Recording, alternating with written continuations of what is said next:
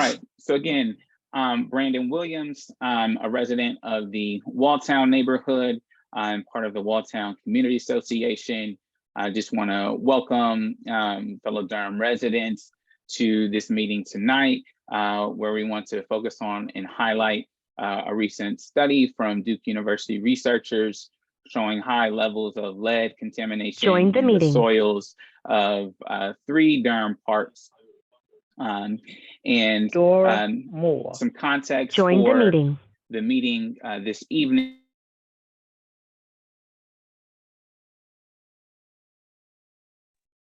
Brandon, looks like you muted yourself when you were trying to mute whoever that was. Thank you. A resident of Walltown back in March encountered the study published by Ms. Bahari and Dr. Richter, who you'll hear from soon tonight on the internet. We then kind of perusing through that a bit and invited them to come and present to us a couple of weeks ago. And we had that presentation on Monday, May 22nd. After hearing the presentation from them and becoming heavily concerned about the lack of awareness and kind of notification, communication about those implications to our community and the others involved, we then wrote a letter to the city, the county, and Duke University, kind of focused on the Nicholas School to really call forth some attention to the issues here, particularly trying to make sure that residents in these particularly affected communities, but also just broader Durham residents, for the pure fact that, parks are public spaces, not only the folks that live close by, but folks from other neighborhoods often utilize different parks across the city, wanting to draw attention so folks could understand the potential risks and hazards in each of these locations, and really kind of develop a plan for remediation and how we might keep residents safe, and determine if any impacts have happened already, et cetera. And wanting to also highlight the fact that we know in this particular instance, just the history of like incinerators being turned into parks, demonstrates, environmental racism and kind of its ongoing impacts in terms of now having this awareness of lead contamination in those particular places, which, may point to kind of inadequate remediation that might have been done over the years. There may have been some, but clearly it seems that high risk remains in some places, and we wanted to elevate that. And so we made that aware. We have a response from the Nicholas School Dean Toddy Stillman and the city manager in regards to that letter, and we can talk about some of that afterwards.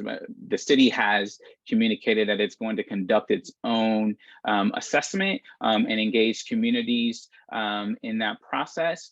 And so, just given the immediacy and urgency and kind of unknowns of the specifics of that timeline, we wanted to make sure that we could get this information out to residents more quickly, and hence the reason for the meeting tonight and presentation tonight. And so the Nicholas School has committed to really helping to do that outreach and make sure that affected communities are aware. And so we're partnering here tonight with Dr. Richter and Ms. Bahari to conduct this presentation. And so at this point in time, I'm going to pass it over to them, and we'll again return to the Q&A afterwards. And we'll go ahead and throw those rules of engagement in the chat again, so type your questions so that we can follow up with you after. Dr. Richter, I'm going to pass it to you and Eni. Thank you, Mr. Williams. How's that look for us, Eni? Looks great. Looks good. Yeah. Welcome to you all. It's a scientist's best kind of dream to communicate like this, even though the subject matter is as it is. Realities being what it is. So I was assigned a topic or a title, approximately the theme of patient on lead in Durham parks, and that's what I intend to do, along with my student Enikoe Bahari, who is a recent graduate of our school who earned 2 master's degrees in 5 semesters. We both worked in our soil science laboratory, a laboratory that's been on the Duke University campus since the 1930s. Even though NC State has departments, we have 1 laboratory. I've been privileged for some 3+ decades to work here. So as I said, I'm a soil scientist and an environmental teacher. Durham's been my home for 40 years. I love this city. And as a scientist, I love my job because I get to ask questions about soil. And the questions are often in farmers' fields or in forests. But most recently, they included questions about soils in cities. And if any of you have kids in high school, undergraduate students, graduate students who have questions about soil, contact me. Here's my email. It'll be available later. Yeah, I just thought I'd throw this in here. This presentation contains material most of us will find disturbing. But let me briefly start in New Orleans with a giant of a friend and a colleague, Howard Milkey, who has worked at Tulane University in the medical college there as a soil scientist. He's a world leader in city soil lead research since the mid-'80s. He's been at this topic almost alone. This is not a big field. And I literally had a calling. To study city soils, much less to study city soil lead, thanks to Howard. And I want to credit him. I think he's actually joined us tonight, to whom I'm forever grateful. And the reason is because of Howard's maps from New Orleans, a city we all love, know. And here's Howard Milkey's soil lead map of New Orleans. He's been mapping the city since the early 1990s. And I want to emphasize how singular, how unusual city soil maps are in the world. And my calling started basically in 2018 with a student, Anna Wade, and we wrote an op-ed in the News and Observer arguing that every city needs a soil lead map.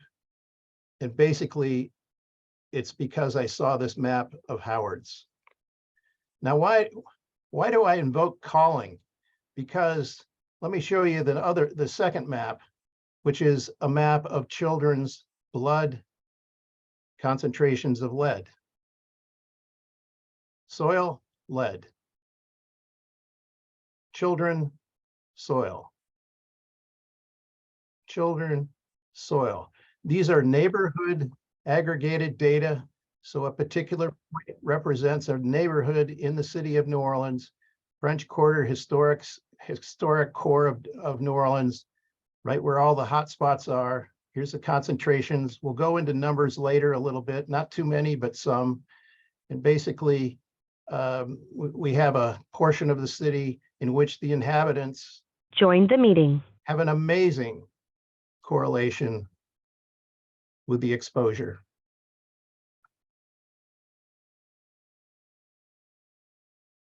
Okay, I do want to start before we get into park lead problem with 4 things about lead that'll help us understand the nature of this park lead problem that we have been finding.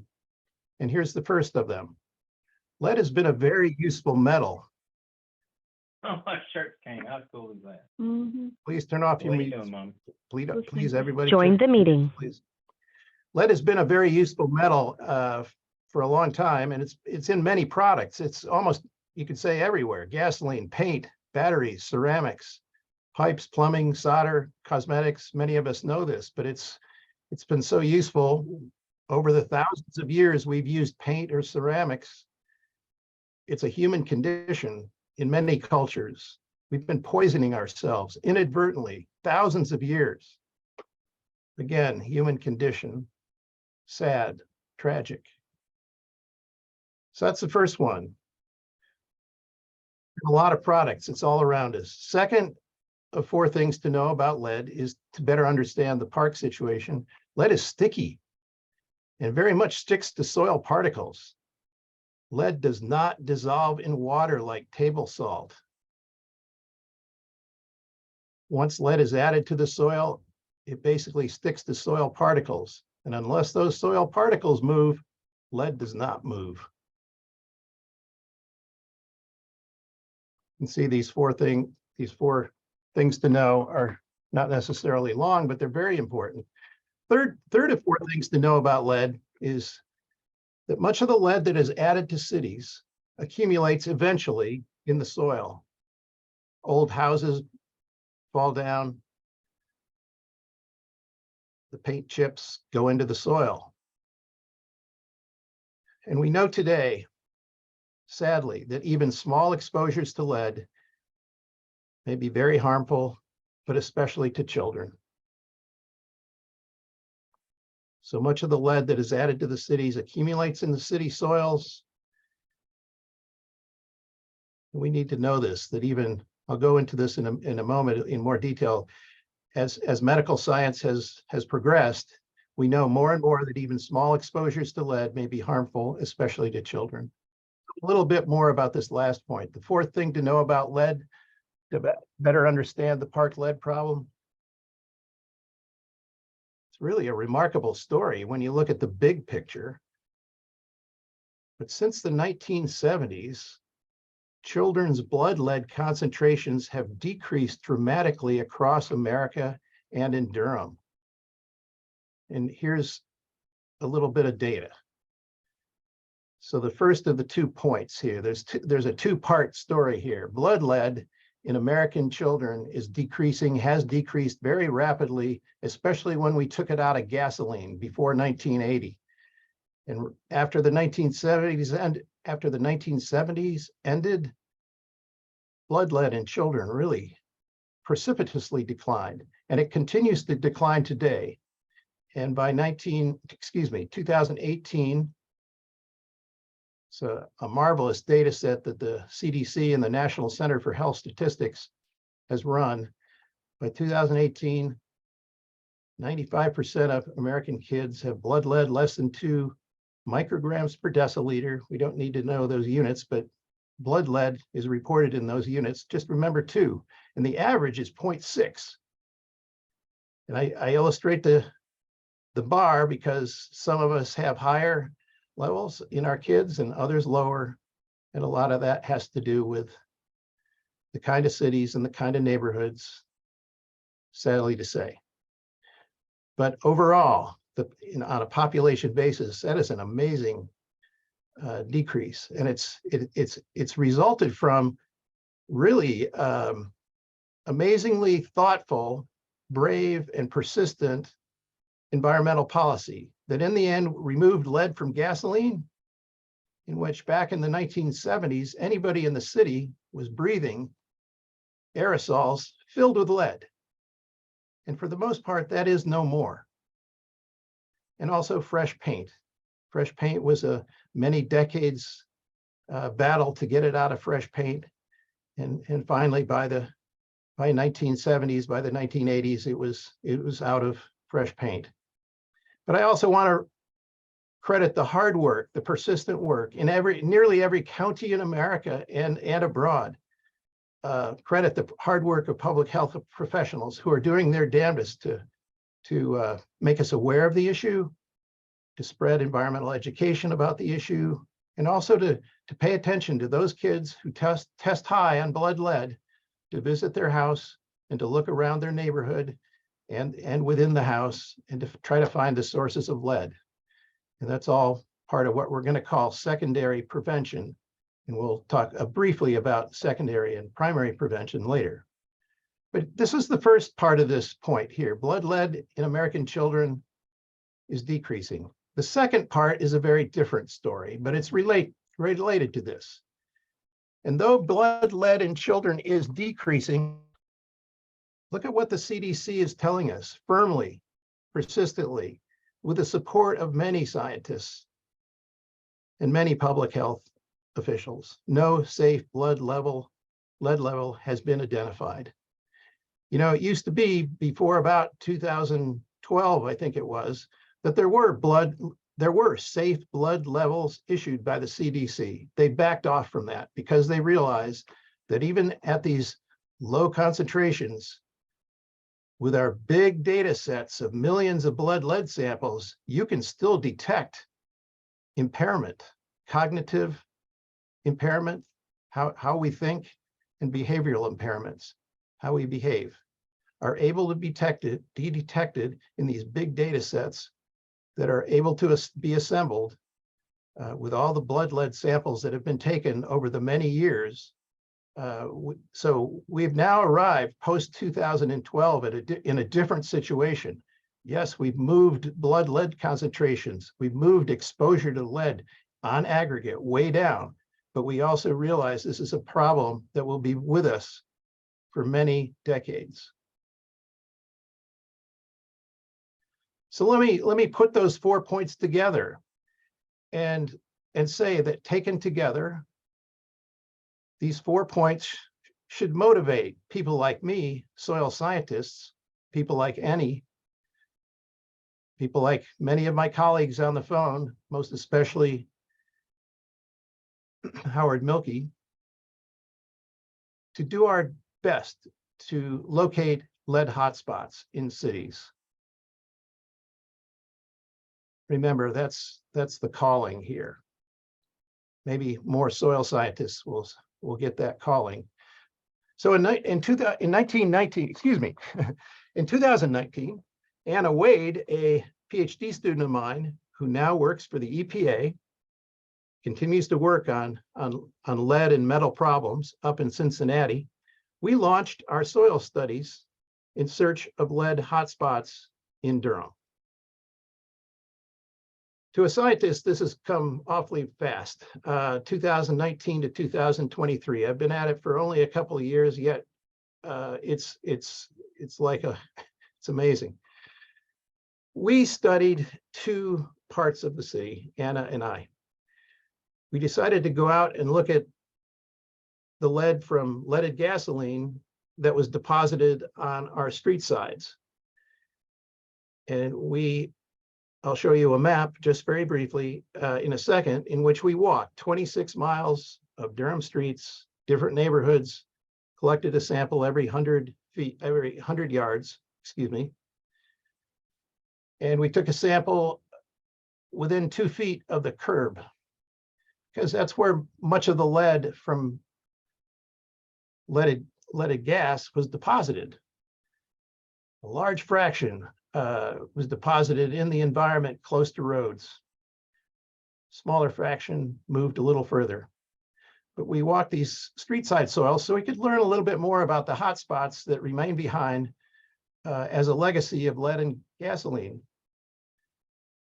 And we found that especially streets like Club Boulevard, Roxborough Street, streets with high traffic flow have significantly higher concentrations of soil lead than neighborhood streets like Glendale or Hyde Park. And that was interesting, but overall, there's still a lot of lead right next to the street side. And I think makes my heart break to see that picture. The other hotspot we focused on was older homes. But what we did was we sampled a small set of homes across the age distribution of homes in Durham, and we found highest concentrations, in fact, very high concentrations within 1 yard of the older houses. And typically, if you know real estate regulations, you're supposed to file a report based on whether your house is before or after 1978. And I'll be darned if our findings didn't find that's based on good science. But the older the house, the higher the concentration. And by the time you get into houses of the 1900s, we were shocked, and more about that later, but that's not the study of interest tonight. But I wanted to give you a flavor of how soil scientists can go after hotspots, because this strikes me as a kind of primary prevention that is well within our reach. Or if you remembered a second ago, I said that it's kind of like before 2012 and after 2012, we're in two different situations. We're in a new situation since 2012 in relation to our city lead problem. So here's our map that Anna and I constructed. And here are the different kinds of streets, different kind of neighborhoods. We chose these streets and the network as a whole to move in and out of different kinds of neighborhoods. We wanted to pull the city together, to have us wake up. Doctor, pardon me for interrupting, but trying to be cognizant of time. We've had about 20 more minutes, or about 10 more minutes allotted to this section of the conversation. So I was wondering if we could move to the discussion about the lead in the parks. I apologize. Marcus, I appreciate that. You're on the brink. Yes. So here's our map, and we walked this historic core of Durham, found amazing places and met amazing people. We widely circulated these results, gave presentations to Pete Durham, sent our peer-reviewed paper. If you want it, we put it online free of charge. Just Google something like Wade, Richter, Durham lead, you'll find it. Honored to get a map, several notes back from the city council with good wishes that maybe we can use these data to do better in the future. And we are doing so again as in terms of how we approach our data and our studies, to circulate the data. Now, back to Marcus's point. In the fall of 2021, we returned to a map that is shocking in many ways, but it was a map put together by the Durham Department of Public Works in 1937. And here our attention was focused not so much on which neighborhoods were African American or white, but rather what this fine print revealed. Revealed 4 incinerators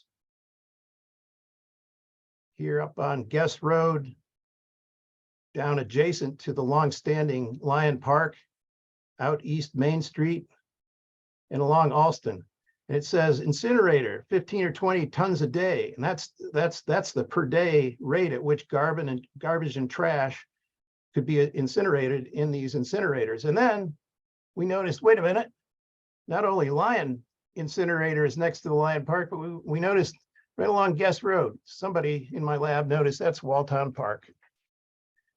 And thus our quest began, and we formulated this simple soils question: were there 70-year legacies of ash contaminants in soils of these parks? A little close up here. And then out East End. So I want to say that as we begin to talk about East End and East Durham Park, these incinerators are in a parcel of the bigger parks. So this is speaking, if you know East End Park, it's east of Alston. And if you know this East Durham Park with its community center is on the south of East Main. We've been investigating the northern part of that park, which is a small segment of the bigger park. Now I'm going to summarize in one slide. Here's a lot of words, but we spent a lot of time in the historic newspapers that are online to be able to reconstruct this history. The first thing I did after I saw the public works map was to visit our solid waste department up on Camden Road and ask a few people there. I was just informally trying to find information about this history, couldn't find any. And I have since learned that this is not some story that we discovered, but that it's out there, but it's not quiet. It's not more than quietly talked about, as far as I can tell, but it is known among some people in Durham.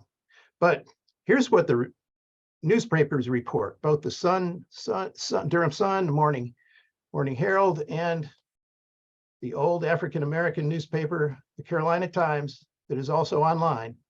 Here's what we can put together in summary. 1910s to 1920s, Durham, like many cities and towns across America, turned to municipal incineration to burn garbage and trash. It was the go-to way. Not every town and city adopted it, but many did. Many public officials were actually flying to Europe, to Berlin, to Manchester, to see how they were burning trash in Europe. One article from that time actually states that, from the mid-20s, actually states there's 5 or 6 neighborhood incinerators, and we only know of 4 of them.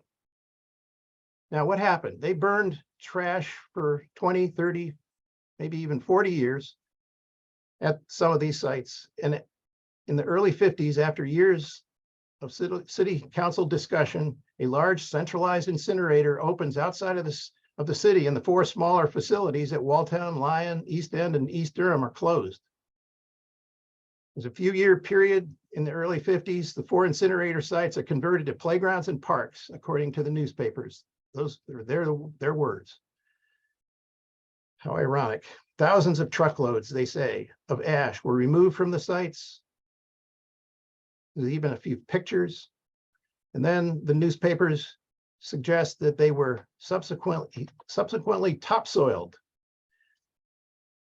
So presumably clean soil was brought in and spread in the 1950s fashion across the parks. Some of the ash, disturbingly, was used to fill low-lying areas in Northgate Park. And I wonder what other parks had their low-lying areas filled. So who knows? That's not yet found out. Let me give you one slide to show you what these newspapers look like. Here's one we found in the Durham Sun on the left. Has a nice picture. City parks have undergone thorough facelifting during the past few years. It's 1955. Gives a little comment on East End, not much. It's been landscaped. East Durham Community Center and Park describes that. Numerous undesirable trees removed, for example. Opened a parking lot. Not much more in terms of ash, although East Durham is reported to have several fires over the years that it was a incinerator. Fire department fought those fires valiantly. One wonders where the ash into the atmosphere went. In any event, Walltown Park's a little more, in this particular article, a little more detailed. Extremely disturbing, and I'm sorry to do this, but it says, elimination of the old city incinerator dump, removal of some 2,000 truckloads of cinders, construction of rain shelter footbridge across the creek, erection of bleacher seats, a baseball field was built. And then below it, I highlight Northgate Park, removal of several hundred trees, making submarginal land on the east side usable by dumping therein 500 truckloads of cinders from Walltown Park. And because this history is very incomplete, one wonders where the other 1,500 truckloads went from Walltown and where the truckloads were bound from East End and East Durham. Little picture here on the right, 1950 from Morning Herald, shows a bulldozer driver smoothing an enormous ash pile under that title there. Okay, now results. Go park by park. Start at East End Park. Let me demarcate. This is the public lands here, the boundary. But here within where my cursor is, parking lot along Alston Avenue, and several tennis courts, and facility and a building. So quite remarkably for East End Park, in terms of where most of the people, and I don't know quantitatively how much, but most of the people only inhabit this particular part of the park. And pretty impressively, those are relatively low numbers. There's a couple that are 250, 205, but the rest are a lot more moderate. And let's start by thinking about and remembering soil parts per million lead concentrations. So trust me for a second about characterizing that set of numbers as relatively low level. You can get a sense of it. The black line is the fence, and it's a durable fence that surrounds the south end part of this public land. And on the south end is an abandoned fenced sign, a city sign and paint shop that's long been abandoned. I don't know when it was abandoned. And I asked the Parks and Rec people to open up the lock gate, which they were happy to let us do. And Annie and I proceeded to sample this area as well. And you can see where if you move to the right, which is there's a lower right is a 2020 color aerial photo. You can see that area C, that's where the abandoned and fence city sign and paint shop is. There's a lot of high lead from paint, just sitting on the ground there, a lot of open area. And these are high concentrations, over 1,000 parts per million in a couple, 800. These are way higher than the EPA ever wants us to go. Their hazard number for children's playgrounds, play areas, they call it, is 400. Just keep 400 parts per million in your mind. And then we can talk about what that number really means later. But in any event, this is not from the incinerators, it's from paint. And we all know that paint is a very common source of lead. What worries me about that little piece of the bigger park is it's bare soil. When it dries out, wind blows, those particles are brought up into the atmosphere and made part of the city environmental air. So some things to do there. But relatively low, just to conclude and move on to the other two parks, relatively low soil lead in the park facility. Could be, some additional soil might be brought into some of that area to ensure that. More testing is easily done. The sign and paint shop has some problems, but that's to the side of our topic tonight. But you'll notice Annie and I walked throughout this whole parcel because when we started this study, we didn't know what was back. If you'll go to my cursor on the right, we didn't know what was back in the woods here in area D. And so we were curious, and we tramped through all that mess of vines and trees because we were concerned, if you go to the upper right, that some of that overgrown forest might have some hidden tails back there in terms of lead. Fortunately, we didn't find anything. Found one sample though, 700. It's right on the edge of the city land. I don't know what that's from. But we were very meticulous there in covering each of these parcels, whether it was forested or where we go, or even going in through fenced-in areas, like is here with the paint shop. And be happy to answer any questions about all this East End Park, east of Alston. And where my cursor is the western side of East. Join the meeting. Where my cursor is the continuation of East End Park, and we have yet to study there. But we are assuming that it's low, but it needs screening. Okay, let's move to the next park. Walltown Park, a lot more complicated. Here, I'm using the same format here. On the left, a big map of the sampling we did throughout the whole park. It's 10 acres. It's over 100 samples, I believe. And this was and then on the upper right is the 1940s black and white aerial photo that we've taken from the Durham aerial photos to complement our newspaper studies. And we can pick where we think the incinerator is, right there in the red arrow. So we mark the we mark the presumed incinerator site as a square. It's underneath the parking area. if you know Walltown Park, like many of you do. Okay, and then in the lower right, we've got the a color aerial photo of the contemporary environment largely. So Walltown is a park with 2 long and narrow grassy strips. We've marked them B and C. There's an athletic facility here, parking area on south of the athletic building and to the north. Very popular park. Now turning to the map of soil lead on the left, very uneven. There are a number of sites, a number of samples here that are pretty much approaching the geologic background, 30 or at least under 100. But then scattered throughout the park are these really high values. The park needs remediation, even though I'm not a remediation expert, but as a scientist, I can say this is important to remediate this park. 700, 1300, 900, 900. Here's a basketball court here. Some horseshoe pits out here. So the topsoiling that evidently was done in the 1950s has been ineffective and has not been revisited as far as I know and can find out because there's high soil lead cropping up throughout the park. And most important, it's in areas that people frequent. Now, as to the risk, that's another science, and we'll get risk people involved, I'm sure, soon. I'm a soil chemist, remember. A good thing, a good part of the story is here's a baseball field.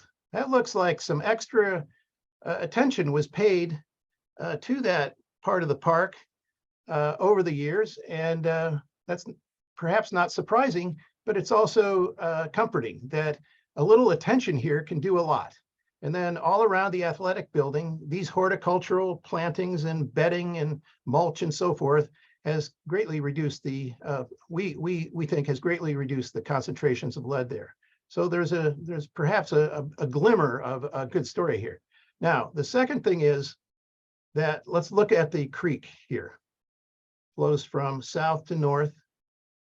It's Ellerby Creek. And you can see that the park has been managed, fortunately, to let vegetation overgrow that creek. The creek channel is 10 feet deep, and then it drains north into Northgate Park. And it's basically got a short tree cover and so forth. But let's look a little bit closer at that creek. So here's Ellerby Creek going the length of that long and narrow revegetated, what a forester would call secondary forest. Here's the bridge that goes over the creek. Here's the putative location of the incinerator. And before we go into this, let me back up and show you one thing from the historic photo, upper right-hand side. Incinerator again. I don't know how the trucks got in and out, but they had to have access into the park and out of the park. But if you look at each of these aerial photos from the 1940s, you can apparently see some ash piles. In any event, a lot of traffic through the park, through the incinerator site in those years. So here's the stream channel that flows out of Durham toward the north, through the Northgate Park, Northgate Mall area. You'll see 5 of these sites here located SB, Stream Bank 1, 2, 3, 4, and 5. I got curious enough to climb down into the channel with a Maddox. And remember, it's 10 feet. It's a channel that's in size 10 feet. And at each of these sites, I cleaned from the surface down to the channel bottom, 10 feet in depth. And then Annie and I we didn't presume, we sampled what we were seeing. We sampled from top to bottom, and it reveals on every site, no matter on the west side of the channel or on the east side, it reveals layers of ash and cinder, clearly with melted glass, melted metal, and clinkers in layers from 2 to 8 feet thick. We sampled those carefully, and those buried layers, after we sieved out the glass and bigger metal and clinkers, that fine fraction, we call it, it's measured at 1 to 3,000 ppm total lead, still in intact layers. Yeah, immobile. Remember, it's sticky. It doesn't move around, does not dissolve in water. It moves if particles move, no question. But in any event, it's still there. And here's the third park, East Durham Park. It's out at the very end of East Main Street. And we sampled again to reiterate on the north side of East Main Street because aerial photos show one of 2 locations for the incinerator, but it's to the north of East Main Street. Remember, the bigger part of the park is to the south. I'm hoping that I'll get permission from the city to take my instrument out and both at East End, go through the rest of the park very quickly with my X-ray fluorescence device, and we can quickly screen the rest of the park, see what we find, perhaps make a map like this. Hopefully it's an all green map, but we haven't done that yet. Well, East Durham Park, highest concentrations you can see are east of this channel. This is a stream channel. This is a tributary of Goose Creek, flowing from south to north. And these are incredibly high concentrations, and they're unlike Walltown, where Walltown was more high and low and maybe a cluster. This is a several acre area where every sample we take is disturbing. Yeah. Now this is, let's get oriented here. This part of the park is mostly forested. You can see secondary forest, and nearly all of the public access is confined to the west side of this park, to the north of East Main Street, where there is a playground and a picnic shelter, and to the east of what is Gary Street. So it's Gary and East Main. Most people enter this part of East Durham Park up here and visit either the playground or the picnic shelter.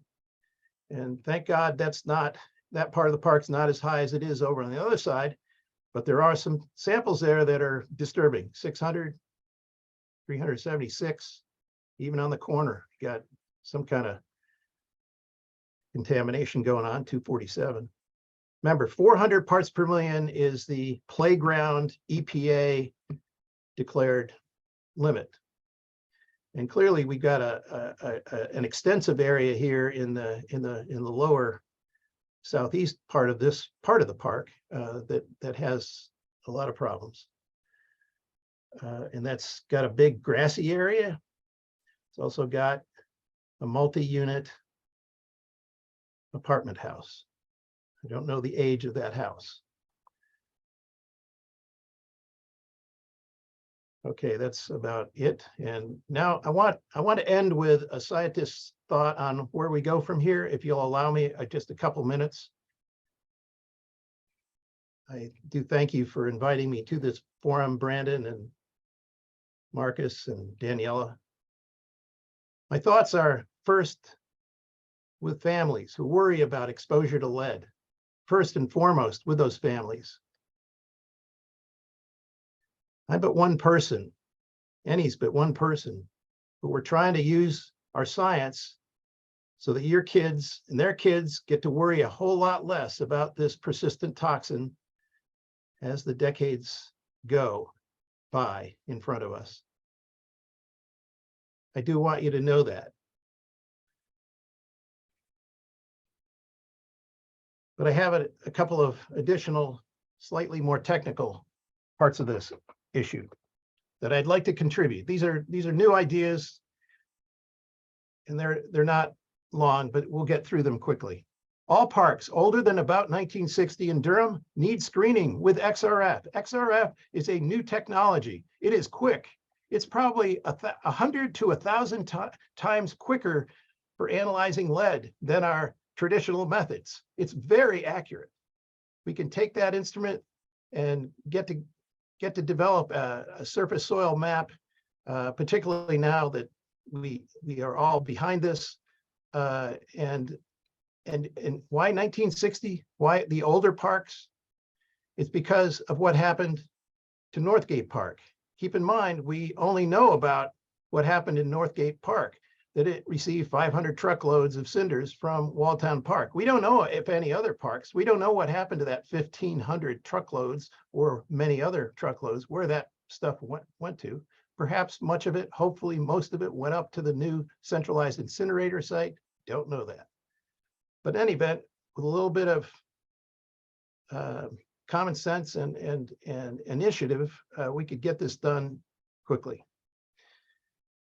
Secondly, a full review of the historic newspapers. We're not historians.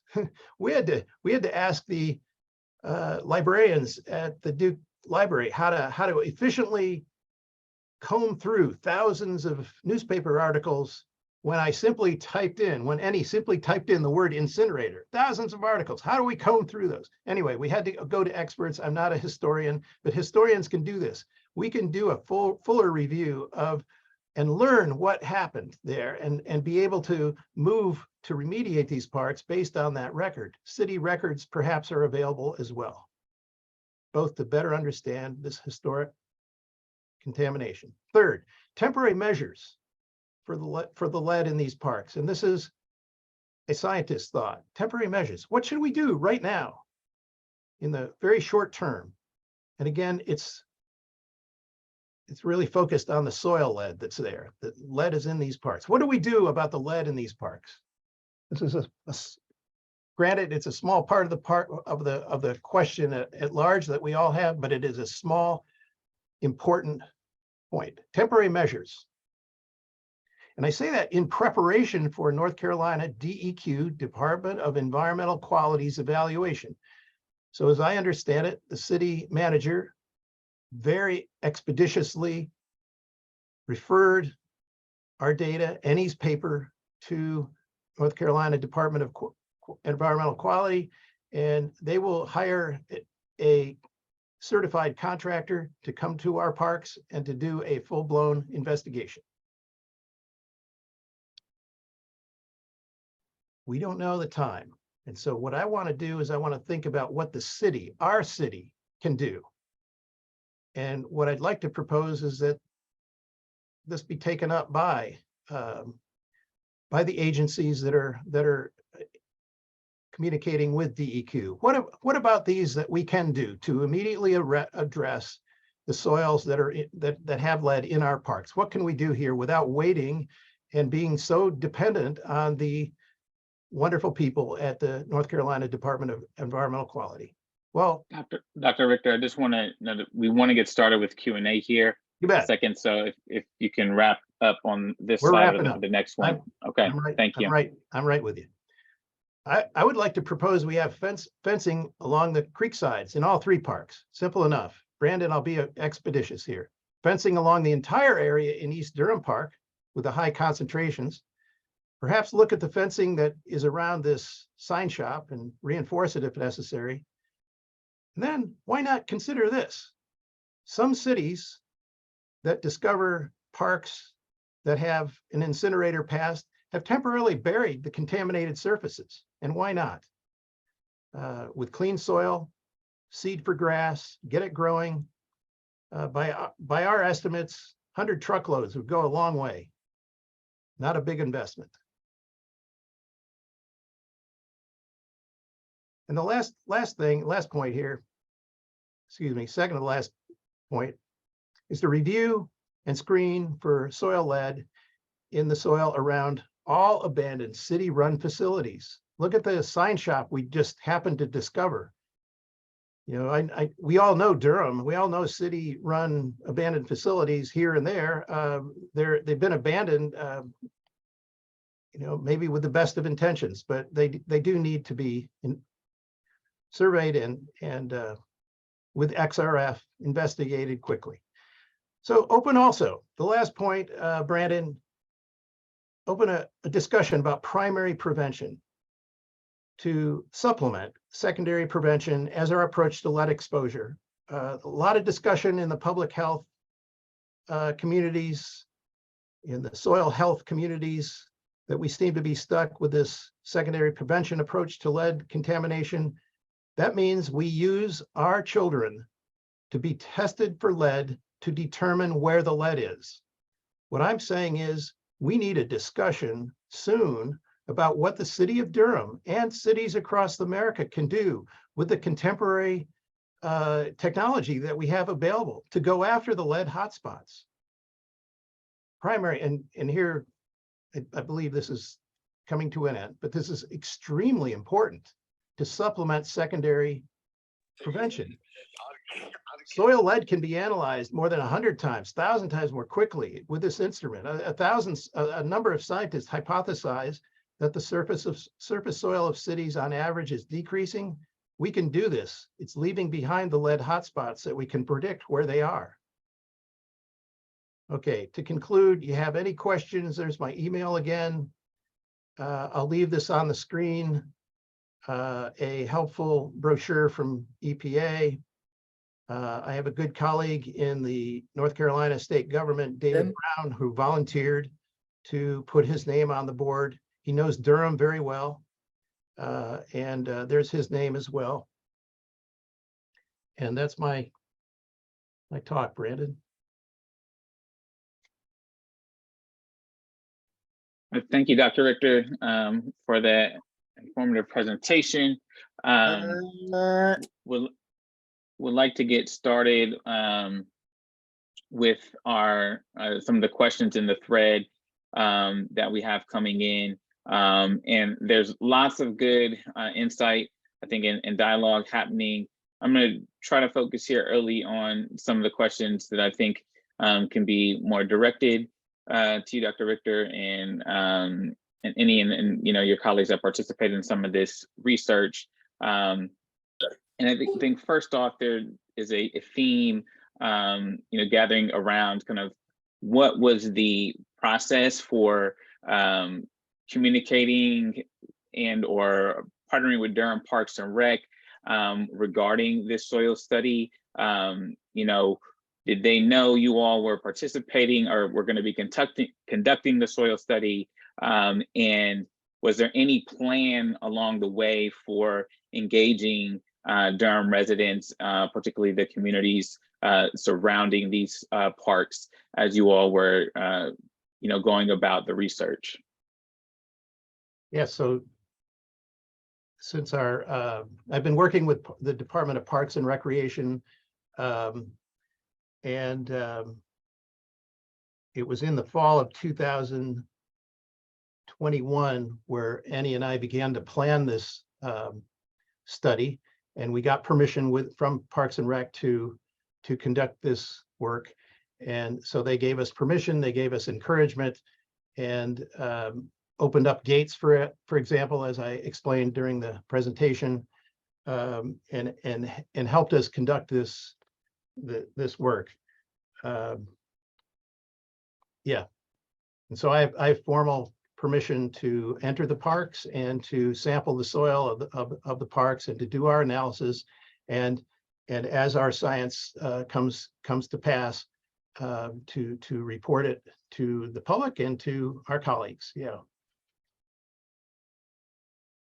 I might also add that I think it's, as I mentioned before, we didn't know at the beginning of this, we really didn't know what we were going to find. We know as soil chemists that ash concentrates metals, and I happen to know that Greensboro and Jacksonville, Florida, Atlanta, Georgia have incinerator parks, and I worried about Durham when I saw the 1937 map.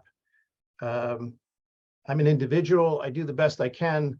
I got permission from Parks and Rec and started investigating a story I didn't really understand at all at the beginning, except that ash is not a good thing when it's public waste that's burned. Anything goes into the trash pile.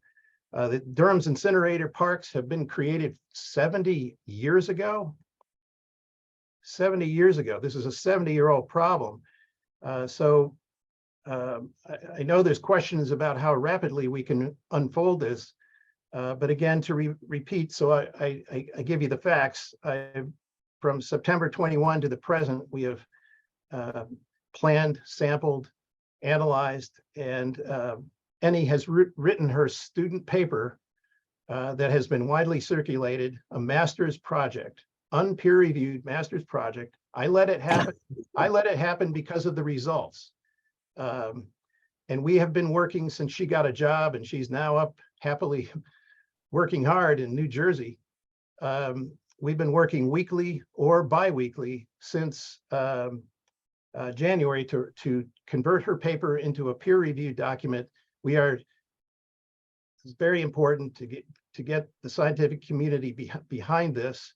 And we are within weeks of submitting it to an online journal that is very expeditious. We've chosen the journal, and they get their papers reviewed expeditiously.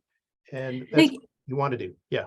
Thank you so much, Dr. Richter. We appreciate your presentation. This is Danielle, and I wanted to share some additional listener questions. The first one is from Marcus Southern and Rania Masri. They ask, and you may or may not be the appropriate person to answer this, but tell us what you know. What is the city's obligation to make parks safe and offer lead testing for residents who live near and have homes or apartments near these former incineration sites? Yeah, great question. If under better circumstance, I would turn to my environmental lawyers to ask that question. I have no idea. Being very frank with you, I have no idea about that responsibility. It sounds like that might be a question for the city manager or the mayor directly then. Let me ask you another question from Please. one of the participants today. Video. Oh, okay, we need to remove that person from the session, I believe. So when the findings were shared with the Department of Parks and Recreation, did Duke and the city discuss or agree on any dissemination plan to share the evidence and any policy recommendations for remediation? If not, can you share why you think why that was?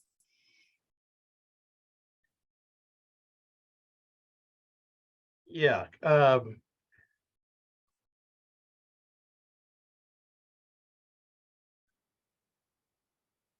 I guess the short answer to the question is no, we don't have a plan for dissemination other than I'm an individual scientist in my laboratory and am very anxious to get my science circulating through our communities, through all the neighborhoods of the city. Our student paper is being circulated. It needs to have the credence that peer review gives it. And short of that, it'll be one piece of this bigger puzzle. I'm not claiming that science is all. Heavens no. Scientist has one piece of this puzzle. I let the student paper circulate because of my concern. We really appreciate that. Otherwise, we wouldn't be here today with this important information that obviously a lot of people want action on. There's an additional question from Lisa Sorg. She asks, why has the city not cleaned up and removed the old sign and paint shop? She says she went there yesterday and it was derelict. Again, that sounds like a question for the city, but see if you have any comments on that. Here's my one comment. It's point number 4, a scientist's thought on where to go from here. One of the things I think we need to do, and the city needs to do, is to review its abandoned city-run facilities that are scattered around the city. None of us know where all of them are, but this could be systematically done by competent city administrators, and it could be that, you know, me or someone else with an XRF, an X-ray fluorescence device, for those appropriate facilities that need lead testing to do that in quite a short order. Thanks, Dr. Richter. There's another question about what plans are being made from Jessica Pritchard. She was asking what plans are being made for testing at Lion. The city has plans for major renovations for it, she says, which is going to kick up a lot of soil. Can you share Yes. Duke's plans? Thanks. Yeah. Well, of course, I'm not part of the Lion Park or West End communities, but I'm very interested in that park nonetheless. And Annie and I talked about sampling it all the way back to fall of 2021. We visited the park. We did a little reconnaissance, and we quickly noticed that this park was a lot more complicated than the other parks. And so, because I have one student and two people here, and basically I'm volunteering out of my lab, we quickly decided to do the 3 parks that were more easily done and could start to begin to tell the story of what we have here. What I had been planning maybe 6 or 8 or 9 months ago was to take advantage of the kinds of things we've learned from the other 3 parks. And what I wanted to do is approach and construct this science differently. And so I've had a lot of colleagues who have encouraged me along these lines as well, is that the first thing out of the gate would be to make this into more of a community science affair. And I think that would be a lot more interesting and a lot more meaningful. And although I don't know if disturbing results will be found or not, but it would be a somewhat different situation than we find ourselves in today. As far as the plan, I've read the plan, the 2019 plan for the rejuvenation of Lion Park. It's a wonderful document. I scoured that thing. I can be corrected, please. I don't see any cognizance about the incineration ash that might be there. And so I think one of the early things that the city and the neighborhoods could do as we all are part of that rejuvenation process is to do a screening there and some more thorough sampling perhaps than we've done to date on the other parks. Thanks for the question, Daniela. That plan is a great document. Good things are ahead for that park, we all hope. Excellent. Yeah, we certainly do all hope. There's another question from Katie Moore. She asked, you mentioned earlier in your remarks that soil can get in the air when it's dry. And also, in addition to that question from me, about water quality and lead in water, are there any plans for air or water quality sampling as well? And perhaps part of that's already happening as part of city monitoring. Can you comment on either of those things? Yes, I can. I have several colleagues at Duke who have long had an interest in the creeks and streams and ditches, and wherever there's water in Durham. These are labs that are led by Emily Bernhardt in particular, and some of you may have heard her name. They have actually, I was reviewing their papers with regard to lead and discussing that with them not too long ago. Yeah, so as to air, that's very interesting to me to think about soil particles. I'm a soil scientist, to think about soil particles in the city environment. And it's a whole field into itself, but it's part of the soil system, and it's something I'm trying to ask questions about and grapple with. I don't have any data to contribute to your question, though, Daniela. Thanks. No, that's understood. I mean, I know you don't have answers to all of these, but we appreciate your perspective. I'm looking for an additional question that hasn't been addressed. Oh, an important one that I missed earlier. Can you comment on, well, two things. One, from Jessica Pritchard, what steps are being taken to get this into the hands of non-English speakers? So maybe I'll just do that one first, and then I'll share the question. Great question. A suggestion has been made that we draft, Annie and I, and now we have a bigger community, of course, but to take our findings and to construct a environmental health summary of our findings. And perhaps I'll get some environmental risk people involved as well. Because again, I'm dealing with, this one part of this bigger problem, soil chemistry. And we want to. I thought that was a reasonable suggestion to come up with a single page summary of the findings, and that could be easily translated. It's a great idea, and we will immediately put that on our agenda.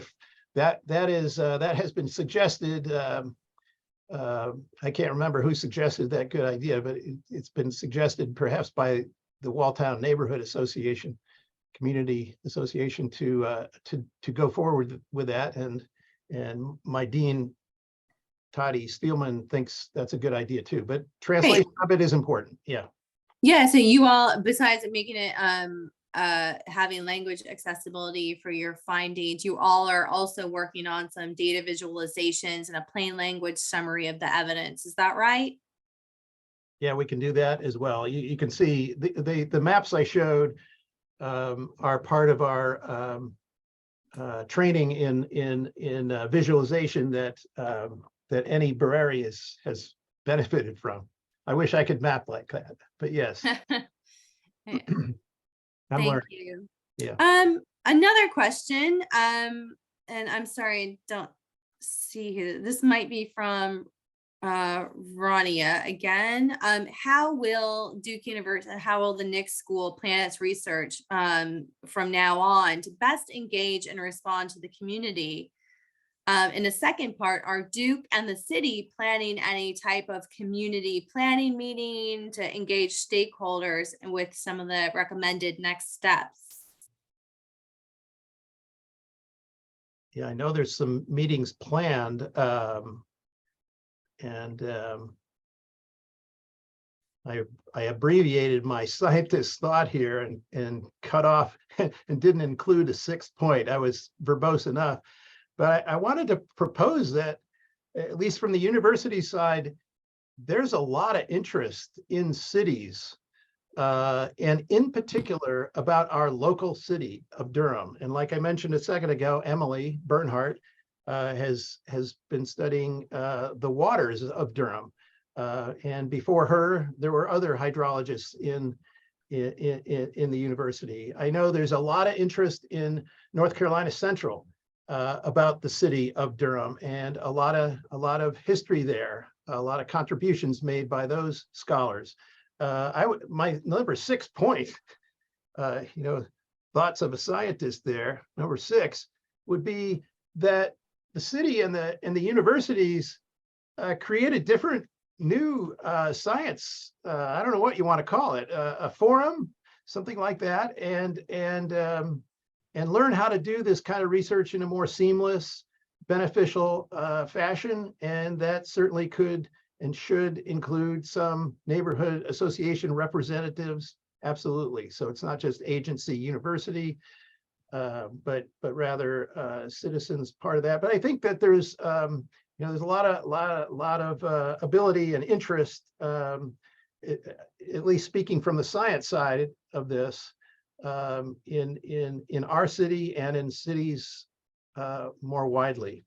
And I can say that in doing this work over the last 20 months or whatever it's been since September 2021, I've been forcing myself to learn as much as I can about municipal collection and disposal of garbage and trash in America. And it's been like a 6-month education. This Durham story is an American story. I can promise you that. It's kind of interesting that cities have this problem here and there. Greensboro, I mentioned before, Atlanta, Jacksonville, other cities are popping up. But the sanitary engineering community by about 1900 pushed incineration so hard, and for good reason too. We put a lot of our city trash out into the rivers, out into the ocean. Clearly, that's not sustainable. And another thing about incineration that they thought was a good thing was that it was sanitary. But on the other hand, how ironic that it ends up with ash that is concentrating metals and other compounds as well. So it's, in a sense, scientists today are kind of cleaning up the well-intentioned mistakes that were made in the past. But I think a city university consortium that by city I mean agency, but also neighborhood and communities might be a good way to come at Ranya's question. Yeah, her pronounced Rania. I know her, and because she was a student of ours many years ago. It's the first time I've seen her in 15 years. So wonderful to have you on the phone today, Rania. Excellent.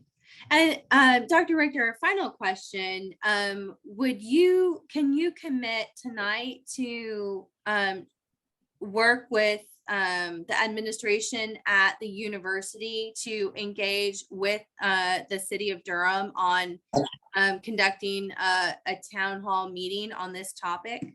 We know it's not a promise, but can we count on you to advocate for that?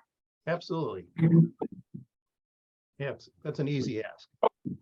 Thank you so much. That's it for the questions. I'm gonna turn it back over to Brandon. We appreciate you and your and Eddie's research. Thank you. Thank you, Danielle. Thank you, Dr. Richter. I want to thank folks here for joining us tonight. As many have spoken to in the chat and comments, I think that, we're at a point where this has been a great start to just try to build some awareness around the issue, but much more work needs to be done. And in fact, as folks have pointed out, we do need to hear more directly from city officials on their plan to respond. We've placed a link to a Google form in the chat that some folks have begun to fill out. If you'd like to stay up to date on kind of the Walltown Community Association's efforts to address this issue, you can sign up there, and we'll be happy to share we had a letter that we sent out on June 1st. The city manager did respond to that letter. And I mean, the key points there, as have been alluded tonight, is that the city plans to conduct its own assessment via the NC Department of Environmental Quality, and will engage with the 3 neighborhoods in this current study: Walltown, East End, East Durham, neighborhoods around those parks, and also will include Lyon Park. But as we heard tonight, there may be consideration for Northgate Park and maybe other parks that we are not yet aware of in terms of who might have had contributions from some of those early ash piles. So could be more work to be done. And I think that we want to continue pressing on our government, local government, to really, in the short term and immediate term, at least raise awareness for folks. And for us, this means signage in those parks. And we need signage, and we need language and warnings in both English and Spanish. and as something that someone else has brought up in the chat. So we need to be able to address all the folks in our communities, and really communicate that folks need to have some pause on how they engage in these particular areas. So I think those are urgent points right now, that we want to see happen, and clearly would like to see some urgency around the timeline with which the city begins to engage with residents around the issues that are here. Lots of great points raised about kind of federal complaints like that we can launch and market, trying to get funds and like bring attention and pressure to the issue. So one thing we'll do is we're going to save the chat tonight, be able to try to collate some themes around some of the questions and points that have been raised, and be able to share those out to folks as well. You can also identify in that Google form if you're someone who's interested in actually working with folks on this issue, or if you just want to stay up to date. That'll help us know how to also engage in the future. As I mentioned, we have recorded this, so we'll also place this on our website, walltown.net. Someone can put that in the chat for me, so folks can follow up on this in the next couple of days to be able to have access here. And Dr. Richter, can I ask the slides be available? Can we have access to this slide deck for folks to be able to see? Yes, definitely. Okay. Yeah, I think that's it for tonight. I want to respect folks' time and thank people for coming out. I think there's a lot more to be done here, and I appreciate all of the energy and really show what's necessary. Thank you, Jessica. I'm just kind of looking at some of the comments, not just stopping with English and Spanish. Let's review the census. We'll take that in a point. Let's really press for what we need to benefit and make aware the folks who live in our city. So thank you all, and we look forward to staying in touch. Thank you, Brandon. Thank you, everyone.